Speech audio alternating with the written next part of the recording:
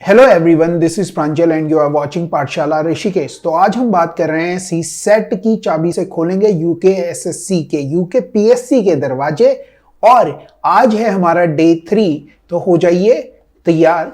और इससे पहले जो 3 डेज हमने किए हैं उसमें बहुत सारे इंपॉर्टेंट और जो ऐसे क्वेश्चंस हैं जो कि आपके एग्जाम में आएंगे ही आएंगे, और इस तरह के क्वेश्चंस आपने बिल्कुल भी नहीं छोड़ने। कुछ की मैंने ट्रिक बताई है, कुछ के लिए मैंने फॉर्मूले बताए हैं, कुछ के लिए मैंने कॉन्सेप्ट बताए। और डिस्क्रिप्शन में आपको उनसे रिलेटेड जो क्वेश्चंस हैं उनका पूरा एक लिंक मिल जाएगा, वो आप जाके देख सकते हैं। तो चलिए शुरुआत करते हैं। अभी तक जितने भी लेक्चर हमारे जा रहे हैं बहुत ही शानदार जा रहे हैं। कुछ बच्चों के डाउट आ रहे हैं, और डाउट आ रहे हैं का मतलब है ये अच्छी बात है। अगर आपका डाउट आ रहा है ना, तो एग्जाम में आप बच जाओगे। अदरवाइज क्या होगा, आपका डाउट एग्जाम में नहीं रहेगा, एग्जाम में डाउट लेके जाओगे। तो अभी डाउट आने का मतलब है बहुत अच्छी बात है, अच्छी बात है।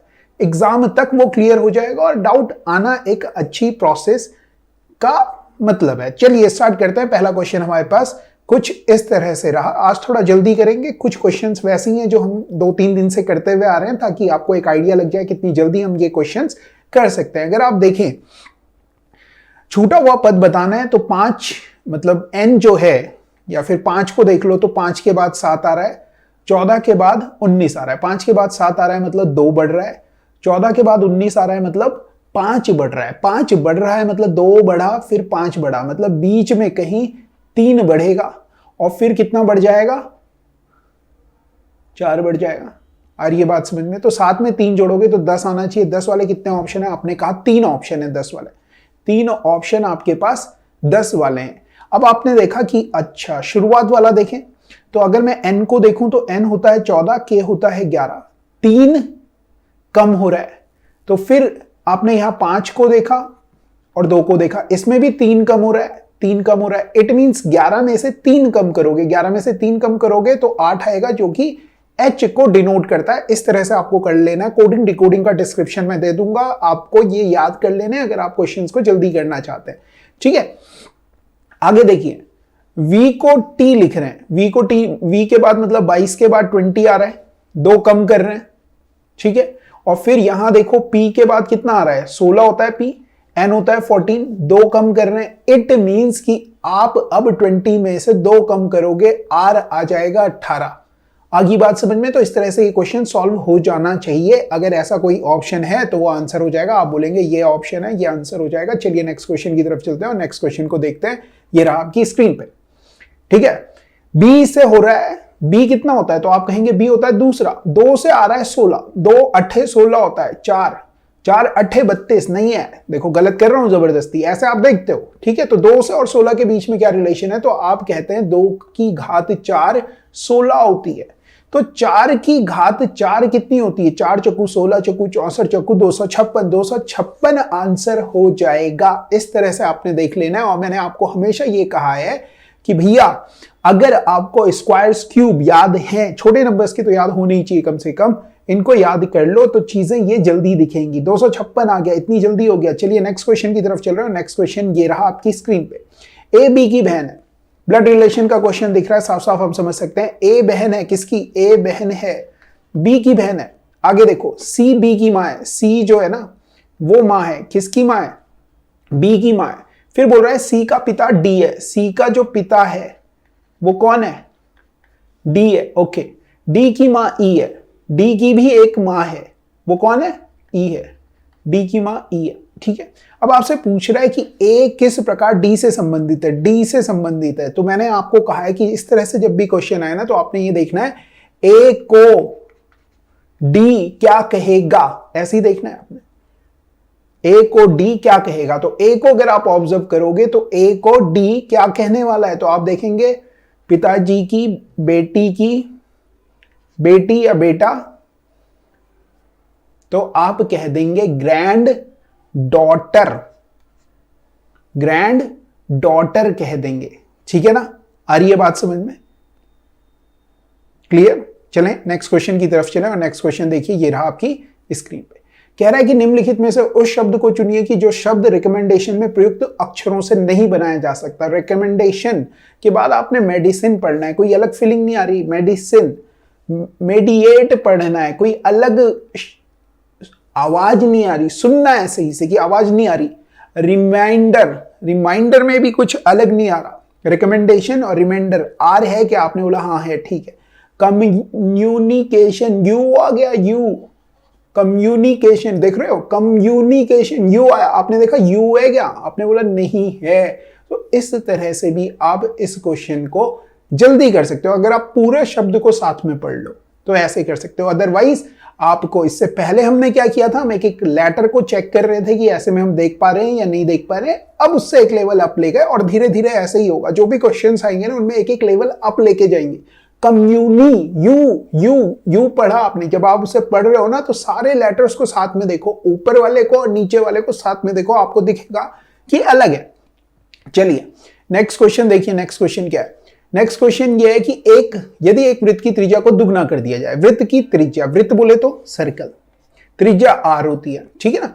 अब आप बोलोगे एरिया जो होता है वो पाई r स्क्वायर होता है। मैंने कहा ठीक है, पाई जो है ये कांस्टेंट है, हमेशा 22/7 ही इसकी वैल्यू होती है, तो इसे भूल जाओ। आप सीधे क्या करो, एरिया बराबर r स्क्वायर लिखो। जब भी इस तरह से क्वेश्चन आए, कितना बढ़ रहा है, कितना कम हो रहा है, कितना परसेंटेज कम या ज्यादा हो रही है, तो इस तरह से आप देखें परसेंटेज में वैल्यू पूछ रहा होगा, तो आपने क्या करना है, त्रिज्या को दुगना कर लें। तो आप बोलो r को 2r कर दो, या फिर आप r का पहले मान ले लो 1।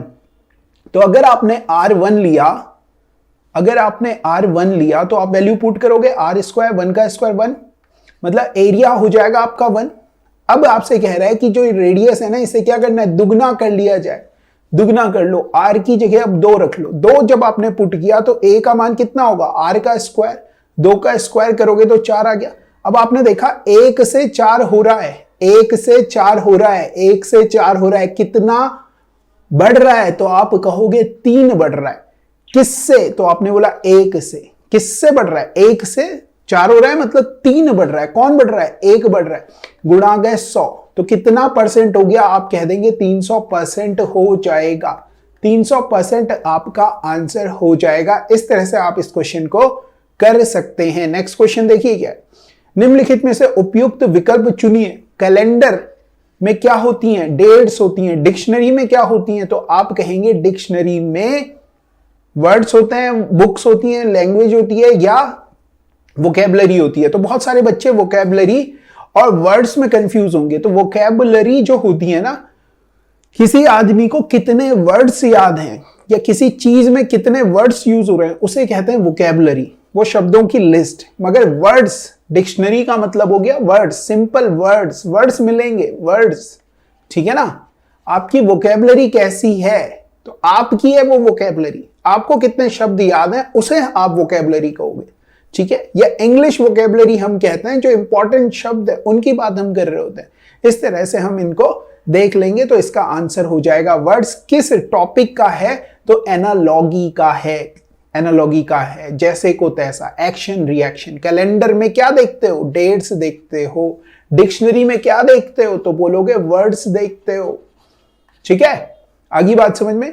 चलिए अगले क्वेश्चन की तरफ चल रहे हैं। अगला क्वेश्चन ये रहा आपके पास, डायरेक्शन सेंस का क्वेश्चन है। एक व्यक्ति पूर्व की ओर 1 किलोमीटर गया, तो पढ़ने का पूरा क्वेश्चन और फिर बनाने का। तो पूर्व, पश्चिम, उत्तर, दक्षिण इस तरह से होता है, पूर्व, पश्चिम, उत्तर, दक्षिण। जिन बच्चों को नहीं पता है उन्हें पता लेना, ठीक। उसने कहा कि एक आदमी पूर्व दिशा में गया, यहां से बना रहा हूं, एक आदमी पूर्व में गया, कितना गया? 1 किलोमीटर गया। तो जान दो 1 किलोमीटर पूर्व की ओर गया, फिर दक्षिण की ओर मुड़ गया, मुड़ दो, कितना मुड़ गया? दक्षिण बोले तो नीचे की तरफ, कितना मुड़ा? 5 किलोमीटर मुड़ गया, ठीक। फिर क्या हुआ? पुनः वो पूर्व की ओर गया, फिर ऐसे गया, और कितना चला? 2 किलोमीटर चला। आराम से देखना। फिर कह रहा है कि यदि वह उत्तर की ओर मुड़ जाए, उत्तर की ओर मतलब ऊपर की तरफ जाए, और कितना जाए? तो आप बोलेंगे पूरा 9 चले गया। 9 जाने के बाद रुक गया, वो यहां पे पहुंच गया, मान लो यहां पे पहुंच गया। अब देखो ये अगर 5 है तो यहां तक अगर इस लाइन को आगे ड्रॉ करूं तो ये वाली लाइन भी 5 होगी। आप बोलेंगे हाँ। ये पूरी लाइन 9 है, 9 में से ये 5 घटा लोगे तो कितना आ जाएगा? आप बोलेंगे 4 आ जाएगा। आ रही है इतनी बात समझ में? क्लियर हो रहा है?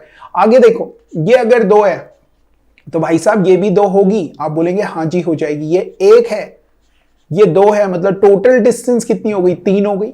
इस फिगर को अगर आप देखें तो 3 ये है, 4 ये है, 3 ये है, 4 ये है, कितना हो गया ये बताना है, यहां से लेके यहां की डिस्टेंस बतानी है। तो ये एक समकोण त्रिभुज बन रहा है और समकोण त्रिभुज में आप कहते हो कि कर्ण जो है इसका स्क्वायर 3 के स्क्वायर और लंब के स्क्वायर के बराबर होता है। तो आप कह देंगे 3 का स्क्वायर प्लस 4 का स्क्वायर बोले तो 9 प्लस 16 बोले तो 25, और 25 क्या है, कर्ण का स्क्वायर है। तो कर्ण कितना होगा, तो आप कह देंगे 5 किलोमीटर हो जाएगा। यही बताना था बस। चलिए आगे बढ़ जाए। आ रही है बात समझ में? इस क्वेश्चन को देखिए, एक व्यक्ति दक्षिण दिशा की ओर मुख करके खड़ा है, दक्षिण की ओर। फिर हमने ऐसे बना लिया, दक्षिण का है, आपने बोला यह है दक्षिण की ओर मुख करके खड़ा है। वह घड़ी की सुई की विपरीत दिशा में, विपरीत मतलब घड़ी घूमती है तो ऐसे घूमती है, विपरीत दिशा में घूमेगा। और कितना जा रहा है, 135 डिग्री, मतलब ऐसे गया, ये तो 90 हो गया, 45 और जाएगा ऐसे।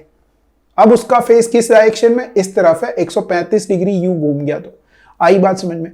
और फिर घड़ी की सुई की दिशा में 180 डिग्री घूमता है। 180 डिग्री आपने कभी फिजिकल एजुकेशन ली होगी नहीं ली होगी, शारीरिक शिक्षा वगैरह ली होगी, कभी ली होगी, कभी पीटी वगैरह की होगी। तो 180 डिग्री का मतलब हो गया कि वापस घूम के वहीं आ गया, उसी डायरेक्शन में आ गया। अगर फेस इधर था तो इसके बिल्कुल अपोजिट डायरेक्शन में घूम जाएगा, अपोजिट में 180। अब पूछ रहा है कि ये कौन सी दिशा है, तो आपने कहा ये तो पश्चिम है।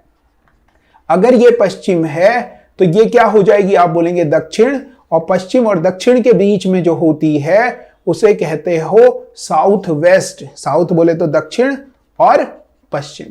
आ रही है बात समझ में? इस तरह से ये क्वेश्चन हो जाएगा। चलिए नेक्स्ट क्वेश्चन की तरफ चल रहे हैं, और नेक्स्ट क्वेश्चन ये रहा आपकी स्क्रीन पे। ठीक है, गणितीय संक्रियाओं के क्वेश्चन है। देखो क्या कह रहा है, यदि प्लस का अर्थ गुणा हो, माइनस का अर्थ भाग हो, तो आपने करना कुछ नहीं है, सीधे वैल्यूज पुट करनी है। हर तरह का क्वेश्चन मैं आपके लिए लेके आता रहूंगा जो आपके एग्जाम में, यूकेपीएससी के एग्जाम में पूछा जा सकता है। कोई क्वेश्चन नहीं छोड़ेंगे हम। देखिए, प्लस का मतलब गुणा है, तो ये जो ये इक्वेशन लिखी है ना, इसमें आप प्लस की जगह क्या कर दें, गुणा कर दें। माइनस का अर्थ क्या है, डिवाइड है, तो डिवाइड कर दें। गुणा का मतलब क्या है, तो यहां पढ़ोगे गुणा का मतलब है माइनस, लिखा हुआ गुणा का मतलब है माइनस, तो -5। भाग का मतलब है, भाग का मतलब है +2।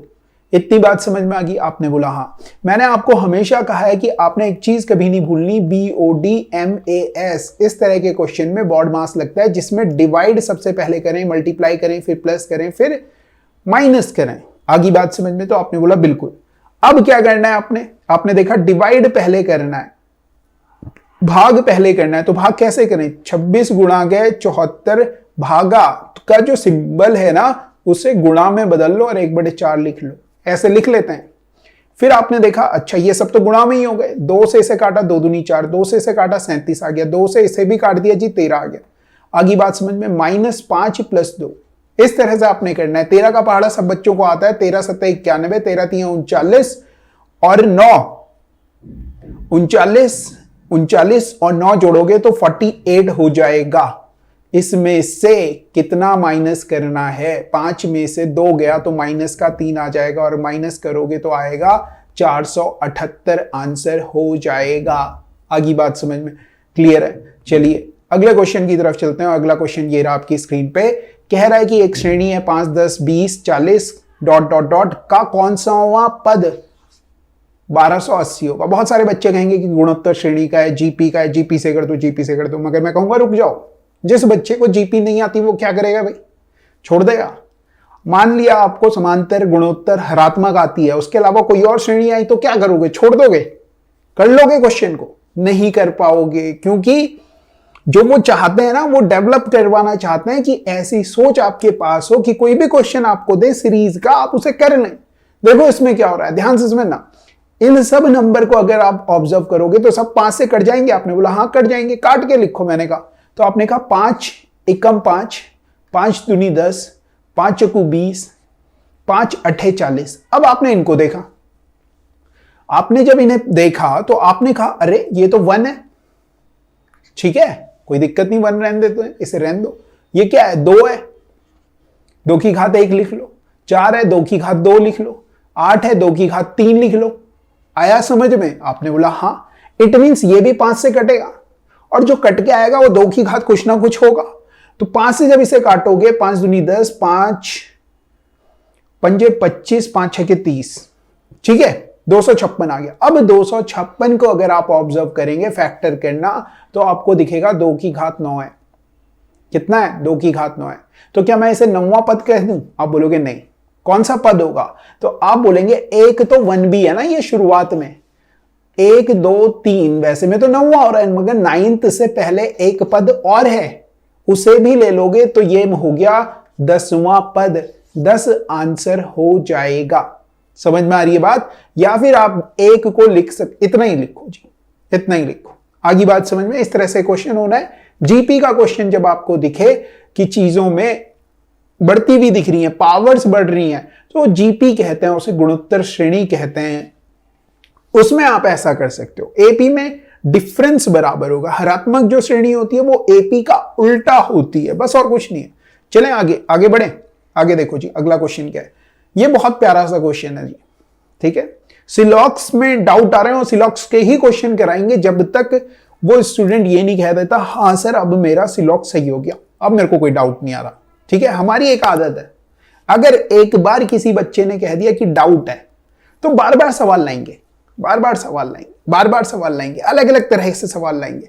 और जब वो बच्चा उससे तृप्त हो जाता है, वो बोलता है बस अब हो गया, अब नहीं हो सकता, मतलब नहीं हो सकता का मतलब अब आ गया मुझे समझ में, बिल्कुल जी बिल्कुल, तब तक हम क्वेश्चन कराएंगे। और हमारे पास 25 दिन है, चौथा दिन आज है, चौथा दिन हो गया, ठीक है ना। तो चलो शुरू करते हैं।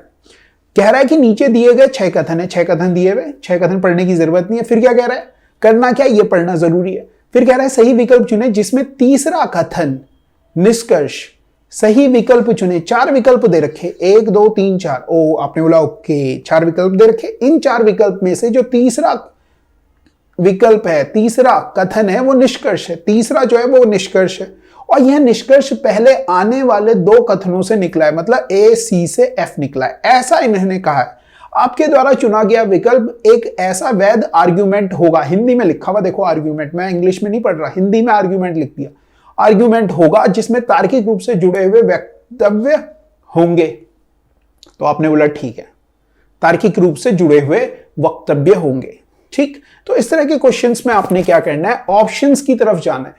ऑप्शंस की तरफ जाओगे तो ए सी एफ है, ए सी को बनाओ और फिर एफ को चेक करो। तो आपने बोला सभी गेंदे, यही बना रहा हूं, सभी गेंदे क्या हैं, ताले हैं, सभी गेंदे ताले हैं।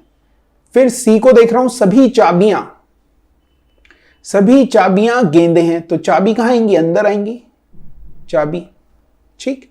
अब मैंने इससे देखा और एफ को देखा, कोई गेंद ताला नहीं है, कोई गेंद ताला नहीं है, गलत कह रहा है ये तो। मतलब जो एफ है, पहले 2 से आपने वेन डायग्राम बनाना है और तीसरे को एज अ निष्कर्ष देखना है कि क्या वो सही है। तो आपने बोला पहला तो गलत हो गया।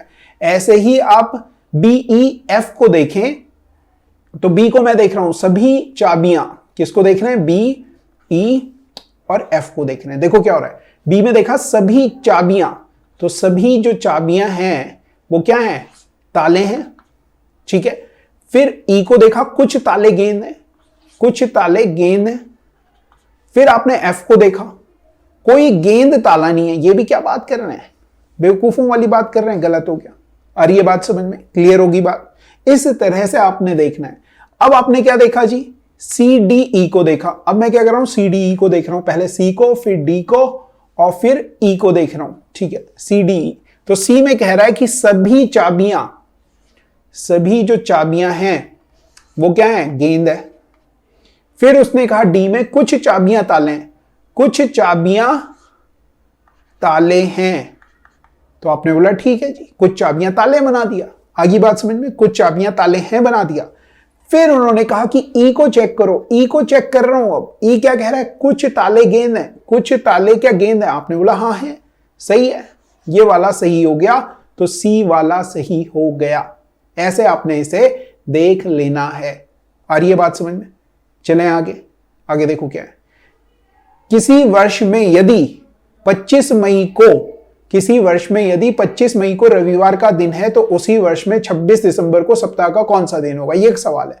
तो आपने पता है क्या करना है, 25 मई, जून, जुलाई, अगस्त, सितंबर, अक्टूबर, नवंबर, दिसंबर। बहुत ही बेसिक तरीका बता रहा हूं, इससे हो जाएगा क्वेश्चन। देखो 25 मई तक दे रखा है, अब मई में कितने दिन बचे हैं दिसंबर तक जाने के लिए, तो आप बोलोगे, चलो उससे पहले दिन लिख लेते हैं। जुलाई में 31 होते हैं, 31 होते हैं, 30 होते हैं, 31 होते हैं, 30 होते हैं, 30 होते हैं।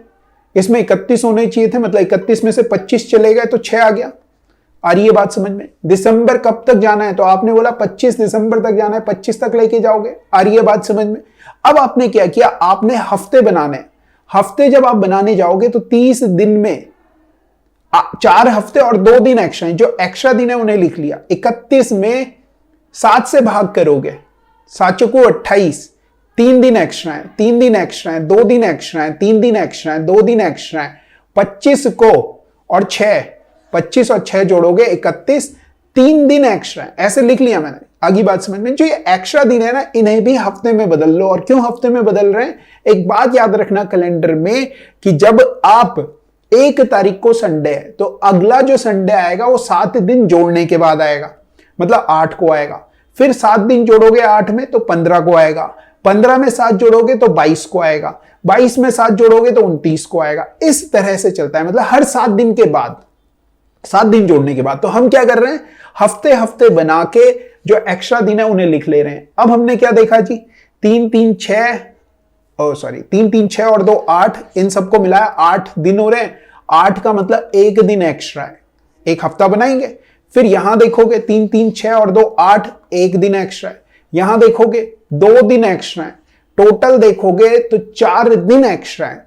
आपने क्या करना है, संडे से आगे काउंट करना है, मंडे, ट्यूसडे, वेडनेसडे, थर्सडे। तो आपका आंसर आ जाएगा थर्सडे, थर्सडे आंसर हो जाएगा। इस तरह से ये क्वेश्चन हो जाता है, कैलेंडर पे बेस्ड क्वेश्चन है। क्या कर रहे हैं हम, 1 तारीख को अगर संडे है तो 8 को संडे होगा, 15 को संडे होगा, 22 को संडे होगा, बस और कुछ नहीं कर रहे। आ रही है बात समझ में? चलो आगे देखो जी। एक टंकी को भरने में 3 घंटे लगते हैं, लेकिन टंकी के तले से होने वाले रिसाव के कारण टंकी को भरने में 1 घंटा अधिक लगता है। ठीक है, भरने में कितने घंटे लगते हैं, 3 घंटे लगते हैं, लेकिन तो टंकी को भरने में लग रहे हैं 3 घंटे। पाइप एंड सिस्टम का एक क्वेश्चन हमने पहले भी किया था, वो भी आपने देख लेना है। ठीक है, भरने में लग रहे हैं 3 घंटे। फिर उन्होंने कहा कि अगर रिसाव है तो भरने में 1 घंटा अधिक लगता है, मतलब भरने और खाली करने वाले, रिसाव वाला दोनों अगर साथ में चलते हैं तो 4 घंटे लगते हैं, क्योंकि कह रहे हैं वो कि 1 घंटा अधिक लगता है। तो अधिक लगा लिया हमने। 3 और 4 के हिसाब से सोचोगे तो टंकी मान लो 12 लीटर की है। ठीक, ये घंटे दे रखे हैं, आर लिख दिया मैंने। 3 घंटे में भर रहा है 12 लीटर, मतलब 1 घंटे में भरेगा 4 लीटर।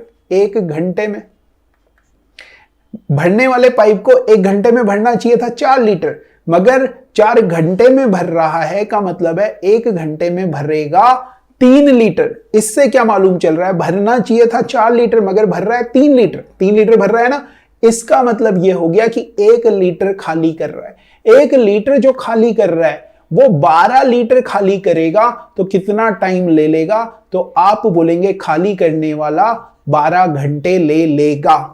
आगे बात समझ में क्लियर हुआ? इसका भी डिस्क्रिप्शन में लिंक मिल जाएगा, वो देख लेना। इससे पहले वाले लेक्चर में भी हमने ये क्वेश्चन किया है, वहां से सही से समझ लेना। ठीक है, इसके बाद आ गया निम्नलिखित शर्तों के अनुसार 6 व्यक्ति KLMNOP मेज के इर्द गिर्द बैठे हुए हैं। किसका क्वेश्चन हो गया, सीटिंग अरेंजमेंट का क्वेश्चन हो गया। क्या करना है, मैंने आपसे कहा है कि पहले आपने ये देखना है कि कितने लोग हैं, 6 लोग हैं। कौन है, ऐसे देखो 6 लोग बैठा लो। हो गए 6? आपने बोला हाँ हो गए। इन्होंने क्या कहा है, 6 लोग हमेशा बैठा लेने। उसके बाद क्या कहा है, K तथा L एक दूसरे के विपरीत हैं, मतलब K यहां है तो L यहां होगा। आगे बात समझ में? K के बाईं ओर M है, K ये है कि बाईं ओर कौन होगा, M हो जाएगा। O तथा N एक दूसरे के विपरीत हैं, O तथा N। अब देखो एक ही पोजीशन बन रही है, या तो ये होगी या ये होगी, O या N, या फिर O यहां होगा N यहां होगा, और कोई पोजीशन बच रही है? आपने बोला नहीं, कहीं और नहीं हो सकता, क्योंकि ये दोनों एक दूसरे के विपरीत हैं। फिर उन्होंने कहा कि N के दाईं ओर P है। अब देखो N अगर इधर बनाते हो तो N के दाईं ओर कौन हो जाएगा, P हो जाएगा। n के दाईं ओर p हो जाएगा। और अगर n इधर बनाते हो तो n के दाईं ओर p नहीं हो पा रहा, तो n के o को हटाना पड़ेगा और यहां से n को हटाना पड़ेगा। ठीक, n के दाईं ओर कौन है, तो आप बोलेंगे p हो गया। ठीक है, l के बाईं ओर कौन है, देखो l ये है, इसके बायां अगर वो अंदर की तरफ फेस है तो इधर हो जाएगा, कौन हो जाएगा, p हो जाएगा, तो p। अब बहुत सारे बच्चे बोलेंगे कि इसमें तो लिखा ही नहीं था कि अंदर की तरफ फेस था, बाहर की तरफ फेस था। हाँ जी, बिल्कुल नहीं लिखा था, तो इन जनरली हम मान के चलेंगे कि फेस जो है, जो उनका मुख है, वो अंदर की ही तरफ है। Got it. अगर नहीं लिखा हुआ है कि अंदर की तरफ देख रहे हैं या बाहर की तरफ देख रहे हैं, या ये नहीं बता रहे हैं कि कुछ लोग अंदर हैं कुछ लोग बाहर हैं, तो हम ये मान के चलेंगे कि अंदर की ही तरफ फेस है, तो हमारा आंसर हो जाएगा P आंसर हो जाएगा। आई बात समझ में? चलें अगले क्वेश्चन की तरफ। अगला क्वेश्चन ये रहा आपकी स्क्रीन पे। क्वेश्चन में कह रहा है कि शब्द युग्मों में से कौन सा एक तार्किक रूप से संबंधित नहीं है। अब देखो, स्वर्ण से क्या बनते हैं, आभूषण बनते हैं, बनते हैं कह रहा हूं, मतलब स्वर्ण क्या है, रॉ मटेरियल है, रॉ मटेरियल से आभूषण बन रहे हैं। कास्ट, लकड़ी से क्या बनता है, फर्नीचर बनता है, रॉ मटेरियल है।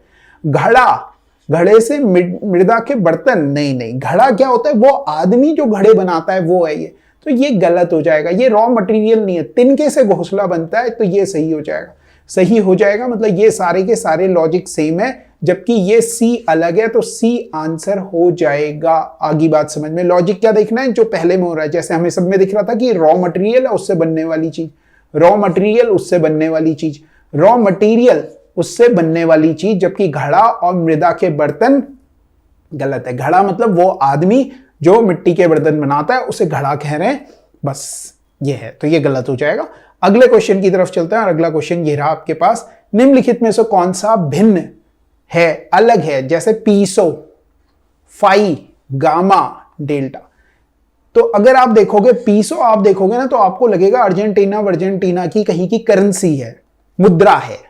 ठीक है, फिर आपको लगेगा फी भी हो जाएगा, गामा भी हो जाएगा, डेल्टा भी हो जाएगा, मगर जो आपको याद है ना उसी की तरफ स्टिक रहो। आपको पैसों के बारे में मालूम है, इनके बारे में नहीं पता।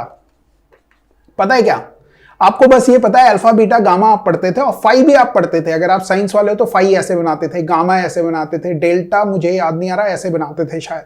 ठीक है, तो ये सारे जो है ना ग्रीक लेटर्स हैं, जैसे हमारे यहां क्या होता है, ओ, अ, आ, ई होते हैं, उसी तरह से ग्रीक जो लैंग्वेज है उसमें अल्फा बीटा गामा थीटा ये सब ग्रीक लेटर हैं, तो पैसो अलग हो जाएगा, पीसो अलग हो जाएगा। ठीक है, चलिए अगला क्वेश्चन देखिए। किसी कंपनी के 6 कर्मचारियों की मासिक आय दे रखी है, कितनी दे रखी है, ये और ये। कर्मचारियों की संख्या जिनकी आय बहुलक से अधिक तथा माध्य से कम है। ये क्वेश्चन मैं आपको बता रहा हूं, आपने कमेंट करके बताना कैसे करेंगे। और मैं बहुत अच्छी चीज जो आपको बताने वाला हूं वो ये है कि बहुलक क्या होता है, बहुलक क्या होता है, बहुलक क्या होता है, बहुलक क्या होता है, इसे ध्यान से समझना है आपने। बहुलक का मतलब होता है कि वो नंबर जो सबसे ज्यादा बार आ रहा है डेटा में, डेटा मतलब ये नंबर्स में सबसे ज्यादा बार कौन सा आ रहा है, तो आप बोलेंगे 17,500 दो बार आया, 17,500 दो बार आया है ना, मासिक आय 17,500 वाले लोग ज्यादा हैं, तो ये हो जाएगा बहुलक। आगे बात समझ में?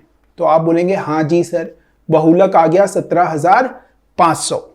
ठीक, इसके बाद माध्य की बात कर रहे हैं। माध्य का मतलब हो गया औसत, माध्य मतलब हो गया औसत। औसत का मतलब हो गया कि भैया आप इन सबको जोड़ लो, इन सबको जोड़ लो। जैसे मैं जोड़ रहा हूं 17 और 17 हो गए 34, 35 हो गए। 35 में मैंने 15 जोड़ा, 50 हो गया। 50 में मैंने 10 जोड़ा, 60 हो गया। 60 में मैंने 20 जोड़ा, 80 हो गया। 80 में मैंने 10 जोड़ा, 90 हो गया। और 90 में मैंने 6 और जोड़ा, 96,000 हो गया। इन सबको जोड़ लिया मैंने। औसत होता है कुल योग, 96,000 आया, चेक कर लेना। मैंने पेपर करता नहीं हूं, मतलब ये वाले इस तरह के क्वेश्चंस नहीं देखता हूं मैं। कुल योग अपॉन संख्या, ठीक है, इस तरह से कुल योग अपॉन संख्या। तो 96,000 आया कुल योग। इसे आपने किससे डिवाइड करना है, 1 2 3 4 5 6, 6 से किया तो आपका आ गया 16,000, 16,000 आ गया। इतनी बात समझ में आ गई। कर्मचारियों की संख्या जिनकी आय बहुलक से अधिक, बहुलक से ज्यादा हो। बहुलक कितना है, 17,500 है, और माध्य से कम हो, माध्य से कम हो मतलब 16,000 से कम हो, तो 16,000 से कम कौन है? एक आप बोलेंगे 15,000 है, और 17,500 से ज्यादा कितने हैं? तो आप कहेंगे 2 हैं, एक ये हो गए और एक ये हो गए, जिनकी आय से अधिक तथा माध्य से कम है। मेरे ख्याल से हमने ये गलत तो नहीं निकाल दिया? 1 2 3 4 5 6 शायद 15 17 17 34 35 50 50 तो ये हो गया, 50 और 30 80 80 और 20 1 लाख। ओहो ज्यादा हो गया। ठीक है, तो आपने ये कर लेना यार, थोड़ा सा गड़बड़ हो रहा है, मगर इस क्वेश्चन का आंसर आप करेंगे। मेरा बस ये है, थोड़ा आज मेरे को कहीं जाना है, तो आप क्या कीजिए, औसत निकालिए। औसत का मतलब कुल योग बटे संख्या, इन सबको जोड़ो और डिवाइड कर दो। बहुलक मैंने बता ही दिया आपको क्या होता है। और एक और चीज होती है मीडियन, अगले दिन जब क्लास होगी तो वो भी मैं आपको समझा दूंगा कि मीडियन क्या होती है। ये 3 चीजें एक क्वेश्चन में जरूर डालना चाहता था कि आप तक ये क्वेश्चन पहुंच जाए। ठीक है, अगला क्वेश्चन देखिए जी। अगला क्वेश्चन क्या है?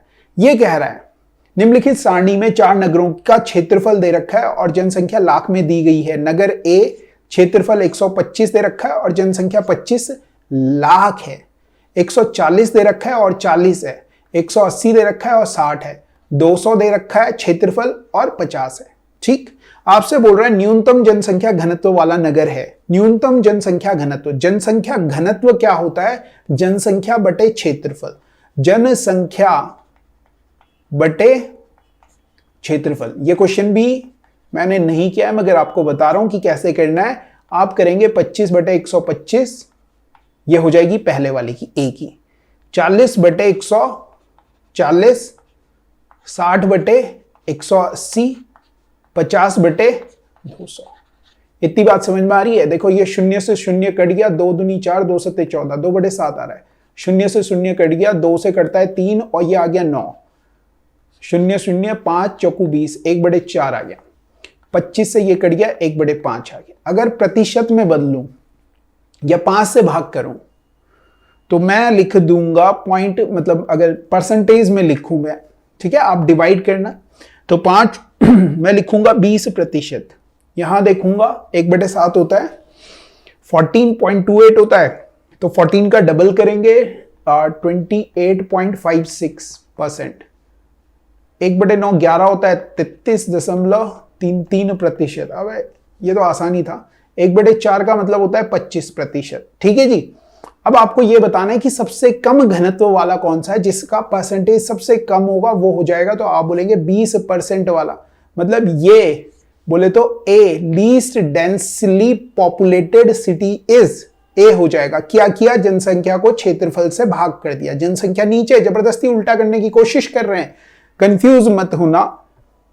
ठीक है, ये जनसंख्या घनत्व हो गया जिसका मान सबसे कम होगा, सबसे कम न्यूनतम जनसंख्या घनत्व। अधिकतम पूछता तो आप कह देते ये 28.56% हो जाएगा।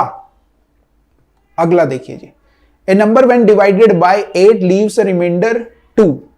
2 का मतलब है एक नंबर को जब 8 से डिवाइड किया जाता है, 8 से भाग किया जाता है तो 2 रिमाइंडर देता है। तो मैं पता है क्या करूं, आप 10 ले लो नंबर, 10 को 8 से डिवाइड करते हो, 8 एकम 8, तो कितना देता है? 2 रिमाइंडर देता है, 2 शेष बचता है। 8 से भाग देने पर 2 शेष बचता है। तो इस तरह से अपने नंबर सोच लो। आपने मान लिया कि नंबर क्या है, वो 10 है। उसी संख्या बोले तो 10 के घन को 8 से, तो 10 का घन कितना होता है? 10 का घन होता है 1000। 10 की घात 3 का मतलब 1000। 1000 को 8 से डिवाइड करोगे तो 8 से कर रहे हो आप, 8 एकम 8, 2 आ गया, 0 आ गया, 8 दूनी 16, 4 आ गया, 0 आ गया, 8 पंजे 40। तो पूरा पूरा डिवाइड हो जा रहा है, 0 आ जा रहा है, रिमाइंडर शेष कितना बचेगा? तो आप कह देंगे 0, और 0 इनमें से कोई भी ऑप्शन नहीं है तो 0 आंसर हो जाए, मतलब इनमें से कोई नहीं आंसर हो जाएगा। किससे रिलेटेड है? शेषफल प्रमेय से रिलेटेड है। शेषफल प्रमेय से रिलेटेड ये सवाल है, ये आपने देख लेना है। ठीक है, वो क्वेश्चन कर लेना, उसका कमेंट मेरे को नीचे चाहिए। ठीक है, थोड़ी मेहनत कर लो। ठीक है, चलिए। बहुत बिजी हो जाते हैं जी, बहुत बिजी हो जाते हैं, मुश्किलात हो जाती है, मगर कोशिश पूरी कर रहे हैं हम, पूरी कंसिस्टेंसी रहेगी, हर दिन आएंगे, हर दिन क्वेश्चंस लेके आएंगे। और मेरा यही है बस मकसद कि बच्चे जो नहीं कर रहे हैं उनके इतने नंबर आ जाएं कि भैया क्वालिफाई तो हो जाए। और क्वालिफाई करना है, टॉप थोड़ी ना करना है। जो बच्चे यहाँ पे अगर हंगामा कर रहे हैं उन्हें मैं बताना चाहता हूं कि भैया क्वालिफाई करना है, क्वालिफाई करवाऊंगा मैं, ठीक है। तो कमेंट करके बताओ जो पीछे एक क्वेश्चन छोड़ा है जिसमें मैंने ऐड करने में शायद कुछ गड़बड़ी कर दी है, कितना आ रहा है। देखो क्या कह रहा है, एक डिब्बे जिसमें 1 दर्जन अंडे, 1 दर्जन पता होना चाहिए कितना होता है, मालूम चल रहा किसी बच्चे को नहीं पता है। तो 1 डजन का मतलब होता है 12 अंडे गिर जाते हैं। तो देखो 12 जब कुछ टूटेंगे तो आप कहोगे 1 टूटा 11 नहीं टूटे, 2 टूटे 10 नहीं टूटे, ऐसे ही करोगे, ठीक। तो रेशियो देखो क्या है, तो आप बोलोगे ये 1:5 हो सकता है, समझ रहे हो। 2 टूटे और 10 नहीं टूटे तो 1:2 हो सकता है। ये कह दूं 3 टूटे और 9 नहीं टूटे तो 1:3 भी हो सकता है। कैसे पता लगेगा, तो मैं बता रहा हूं, 5 और 7 को जोड़ो, कितना हो रहा है, आपने कहा 12, 12 से ये वाला 12 कट जाता है, आपने बोला हाँ कट जाता है, तो हो सकता है। 1 और 4 को जोड़ा होता है 5, 5 से क्या 12 पूरा पूरा कटता है, आप बोलोगे नहीं करता है, तो ये नहीं होगा। वो यही पूछ रहा है, अनुपात नहीं हो सकता। और देखते हैं 1 और 2 कितना होता है, तो आप बोलेंगे 3 होता है। इस 3 से क्या 12 कट जाता है, आप बोलेंगे हाँ कट जाता है। 1 और 5 कितना होता है, आप बोलेंगे 6 होता है। 6 से क्या ये 12 कट जाएगा, आप बोलेंगे हाँ कट जाएगा, ठीक है। तो इन सब से कट जाएगा, 1 और 4 से नहीं कटेगा, तो ये आंसर हो जाएगा कि नहीं हो सकता ये अनुपात। चलिए, तो आपको जो हमारा लेक्चर है अगर ये पसंद आया तो कीजिए लाइक, कमेंट, शेयर। और एक क्वेश्चन जो हमने छोड़ा है जिसकी कैलकुलेशन मैंने नहीं कर पाया वो आपने करनी है, मैंने आपको जरूर ये बता दिया है कि आपने उसमें करना क्या है। तो thank you very much, like, comment, share, subscribe, thank you very much. कल फिर मिलेंगे कुछ और क्वेश्चंस के साथ, तब तक के लिए बने रहिए पाठशाला ऋषिकेश के साथ। जय हिंद।